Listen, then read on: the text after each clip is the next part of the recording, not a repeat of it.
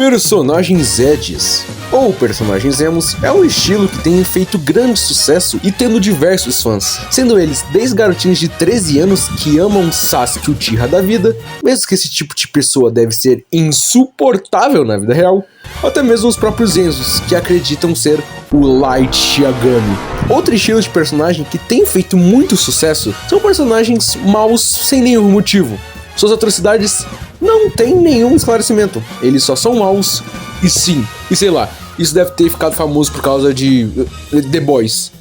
Não sei, eu acho. Entretanto, diferente desse arquétipo, as suas contrapartes não têm, sei lá, 1/3 da fama. Personagens essencialmente bons não são tão bem explorados e nem tão famosos. Então, sendo advogado de defesa desses personagens, hoje eu vou te explicar e tentar te convencer o porquê personagens essencialmente bons são bons. De qualidade, no caso. Então arruma sua coluna em forma de C de cachorro e bora. Eu já quero dar um disclaimer aqui, tá? Antes que a galera comente, tipo, ai, como assim personagens bons não são famosos? A gente tem o Homem-Aranha e o Batman. Primeiro, eles não se enquadram nesse vídeo, porque a diferença deles pros personagens que eu vou citar é que eles não são bons. Eles não são pessoas boas. Eles se forçam a ser bons. O Homem-Aranha é um grande exemplo disso. Peter Parker, acima de ser um herói, ainda é um ser humano, tendo desejos e objetivos. Tanto que no primeiro filme do Sam Raimi, o Peter queria usar os poderes não para salvar o mundo, não para proteger a cidade, mas sim ganhar dinheiro, comprar um carro e impressionar a Mary Jane. Não passava na cabeça dele ser o super-herói que ele é hoje em dia. E se tem uma série que demonstra isso com perfeição, essa série é o espetacular Homem-Aranha de 2008, a série animada. Tem um episódio que após Peter ter uma longa luta com o Lagarto, ele quase desiste de ser Homem-Aranha. Quando ele vai finalmente tirar os seus poderes, ele vê uma foto do Tio Ben e percebe que a cidade precisa de um herói, a cidade precisa de um protetor, e que a cidade precisa do Homem-Aranha. Essa é a cena perfeita que demonstra que o Peter coloca as necessidades da cidade acima dos seus próprios desejos. Muitas vezes ele não quer ser o Homem-Aranha, mas ele sabe que é isso que precisa ser feito. Já com o Batman é a mesma lógica. Ele se torna o Batman para limpar o câncer que é Gotham City, esse mesmo câncer que ceifou a vida dos seus pais. E que se não fosse esse assassinato, o Bruce provavelmente nunca teria se tornado o Batman. Então, dado esse disclaimer aqui, vamos agora explicar sobre os personagens essencialmente bons. Diferente desses heróis que usam o trauma para se tornar pessoas melhores, esses personagens aparentemente não têm um motivo para isso. Eles só são bons e ponto. E infelizmente não acabam tendo metade do lore forte que os personagens teriam. Sendo talvez o Joe Stars menos queridos, o Hashira até que bem famoso, mas em comparação com a galera de Demon Slayer, ele fica bem pra trás. O herói que um dia já foi o mais famoso entre eles. E sim, ok? Eu sei que nós 5 pessoas que achamos o Jonathan Joestar o melhor Jojo existem, mas isso é evidente que entre todos ele acaba ficando bem pra trás. A galera gosta muito mais do Johnny, Jotaro e Joseph. O nosso querido Jonathan fica um pouquinho pra trás nisso.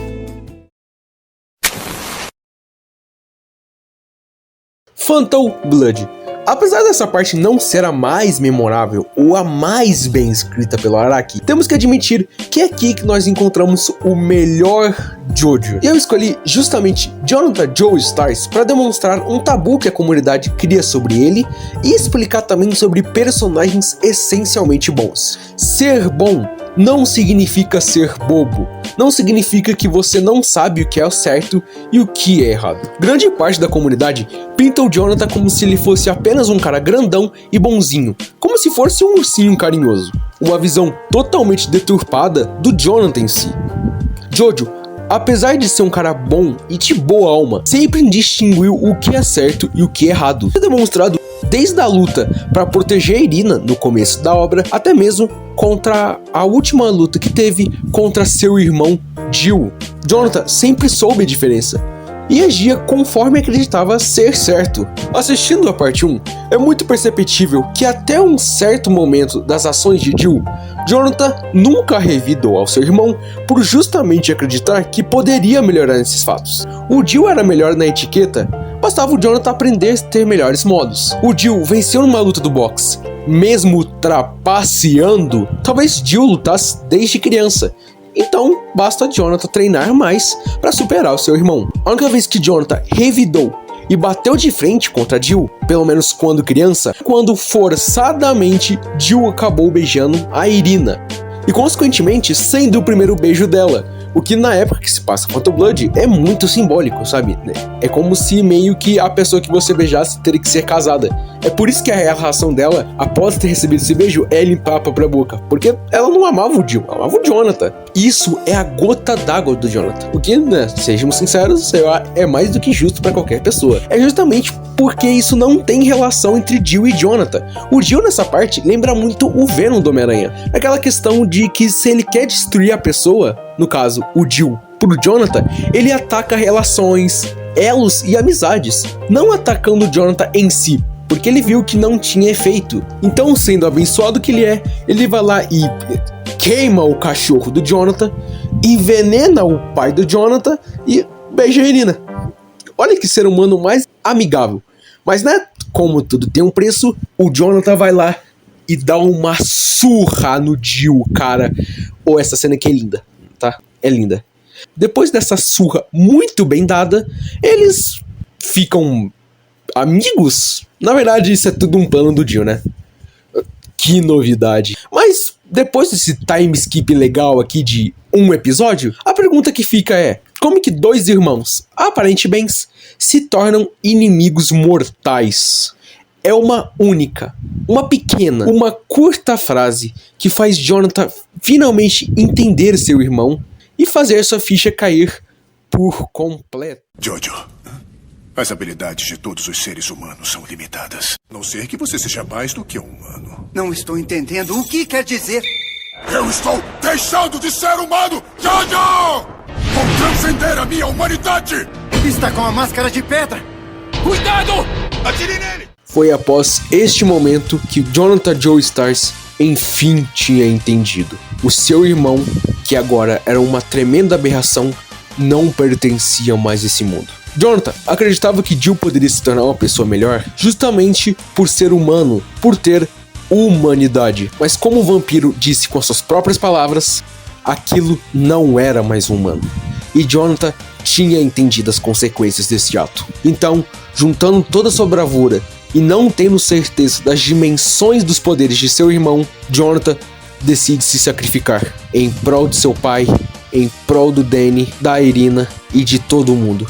E o cara é tão bom que faz isso 2 vezes. Jill, como você bem disse, o seu destino e o meu sempre se cruzaram. Eu até sinto um estranho afeto por você. Enfim, os nossos destinos se tornaram um só. E esse destino vai se encerrar com a explosão do navio. Seja feliz, Irina. Me solte, Jojo! Me solte. Pense a respeito, Jojo. Você não tem interesse em viver pela eternidade? Posso curar você. E você pode viver para sempre com a Irina, Jojo! Jojo! Ele está morto.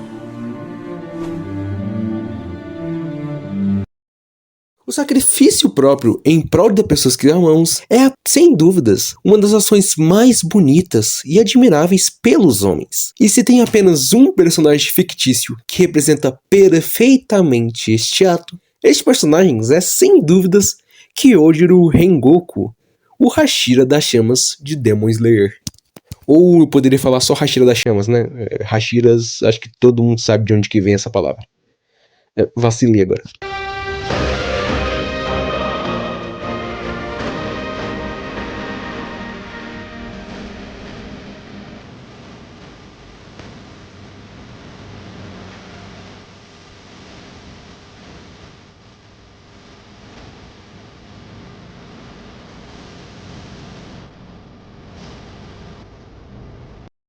Inicialmente, esse personagem pode não aparentar nada de fantástico ou especial. Ele, diferente do nosso protagonista, sempre teve contatos com as lutas de espadas, até porque seu pai mesmo era um Hashira. Então, ele não tem toda aquela jornada de aprender a lutar com espadas e sempre foi considerado um prodígio na luta de artes marciais com katanas. E para complementar a primeira impressão de não ter nada de especial, diferente de outros Hashiras, ele não tem um motivo base para se tornar um Hashira. A vida dele não foi destruída por Onis, como simplesmente 90% dos motivos dos Hashiras, ou se sentia muito deslocado por causa de suas características peculiares na sua própria aldeia, ou devia muito menos sua vida pelo Obuyashiki, que, curiosidade, ele é dublado pelo Jotaro aqui no Brasil, que tem a mesma voz que simplesmente o Lego Tony Stark. Se você pegar para assistir Mugen Train ou Trem Infinito para os Ritmos, a gente descobre que ele só virou Hashira porque simplesmente a mãe dele pediu.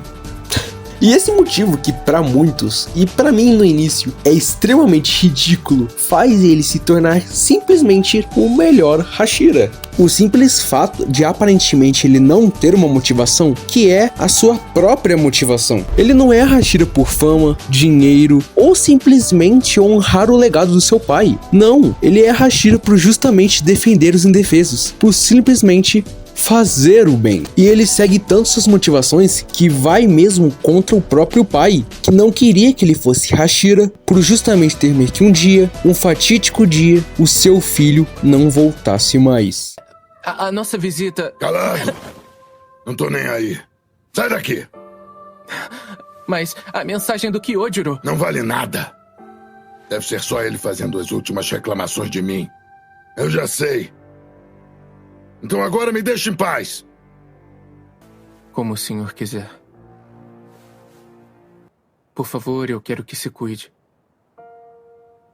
Essas foram as palavras que meu irmão escolheu para deixar para o senhor. Adeus, meu pai. Cuide-se.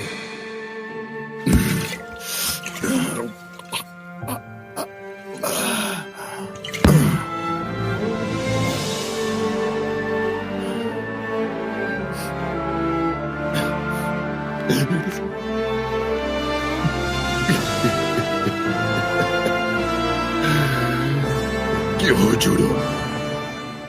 É muito comum em obras, principalmente os animes, o protagonista é ser bom, gentil, educado e, acima de tudo, muito fraco em relação a personagens do mesmo universo. Mas e se as coisas forem diferentes? O que acontece se o protagonista bom tem os poderes divinos, se o poder vem do céu? Em resumo, o que acontece se a bondade pura tem os poderes de um deus?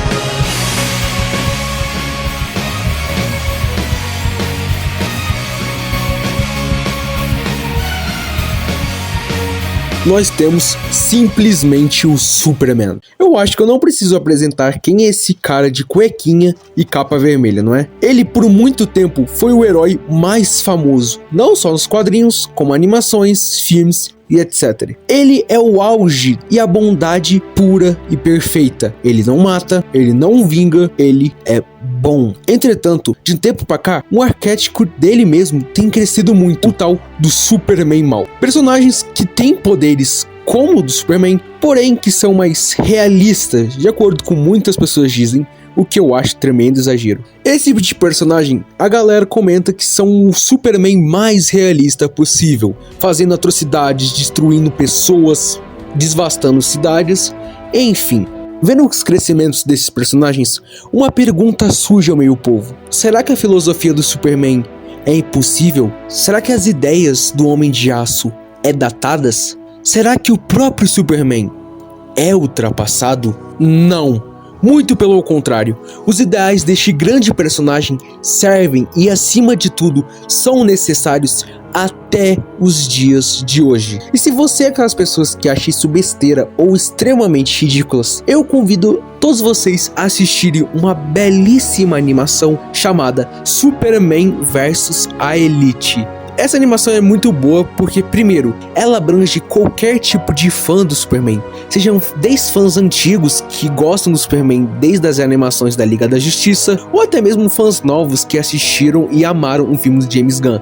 E também servem para aqueles fãs que acreditem que a filosofia do Superman seja ultrapassada e uma coisa extremamente ridícula. Eu vou contar levemente sobre a animação para não estragar a experiência de quem for assistir. Esse filme, Superman, já trabalha há um bom tempo já e o mundo todo conhece o seu nome. E essas perguntas começam a ser feitas por Superman, porque dois países do Oriente Médio estão entrando em conflitos e meio que o Superman não resolve. O que o Superman diz à filosofia é que as pessoas têm consciência suficiente para resolver seus problemas. Durante essa guerra do Oriente Médio, aparece um grupo de heróis chamado A Elite, que são Pick the Boys. Eles começam a matar os vilões e todos batem palmas. E o filme todo é sobre essa ideia de que se a filosofia do Superman é realmente datada e que se o Superman é ultrapassado. Se eu fosse para te recomendar uma animação, essa animação seria Superman vs Elite. Porque, diferente desse filme, tudo que eu falei sobre o Rengoku e o Jonathan, além de serem apenas histórias de fundo, foram muito mais interpretações minhas que eu tive sobre eles. Já no filme do Superman, não. O tema central do filme é sobre essa filosofia e essa ideia de personagens bons. Então ela é totalmente focada nesse aspecto, o que para mim faz esse filme ser maravilhoso. E respondendo à pergunta, os personagens bons são tão bons por uma resposta simples e objetiva: o simbolismo. Ser ou tentar ser uma pessoa melhor a cada dia é uma escolha extremamente difícil, e esse é o charme dos personagens. O fato deles sempre tentarem fazer o bem, não importando a quem ele estiver fazendo isso. E essa é a graça deles. É muito mais fácil você guardar um rancor de uma pessoa até a sua morte do que realmente a perdoá-la. É muito mais fácil você deixar as pessoas se virarem do que se sacrificar por elas. E é muito mais fácil deixar suas emoções te guiarem do que usar o raciocínio e a moral. Porque é algo que falta atualmente. Falta personagens inspiradores que façam nos tornar pessoas cada vez melhor a cada dia. E talvez, só talvez, falte apenas uma luz em noites densas, uma chama em situações de medo e desespero, e talvez um símbolo de esperança.